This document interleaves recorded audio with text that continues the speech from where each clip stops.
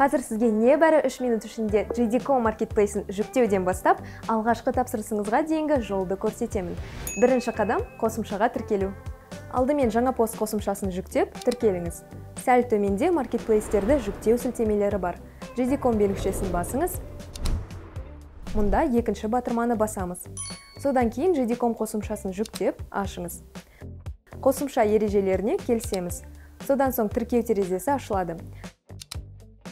Сұр жазуды басамыз.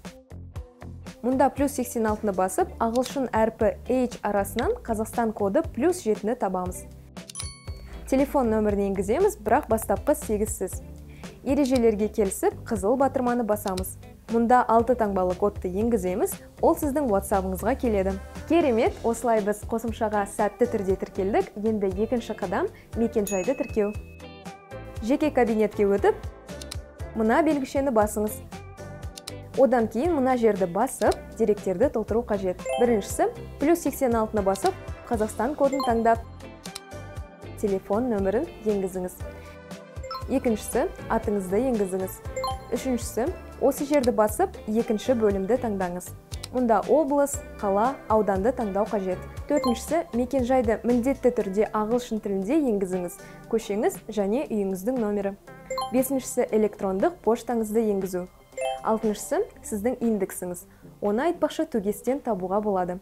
Жетіншісі, төменгі жағындағы белгіні қойып, қызыл батырманы басыңыз.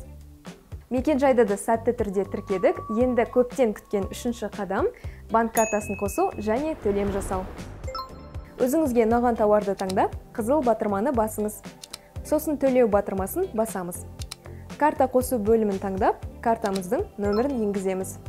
Одан кейін аты жөніңізді, жарамдылық мерзімін және CVV кодын енгізу қажет. Осы жерді басамыз. Сосын телефон нөміріңізге келетін 6 таңбалы кодты енгіземіз. Растаймыз және осымен дайын. Құттықтаймыз, сіз JD.com Marketplace-індегі өзіңіздің алғашқы тапсырысыңызды сәтті түрде рәсімдедіңіз.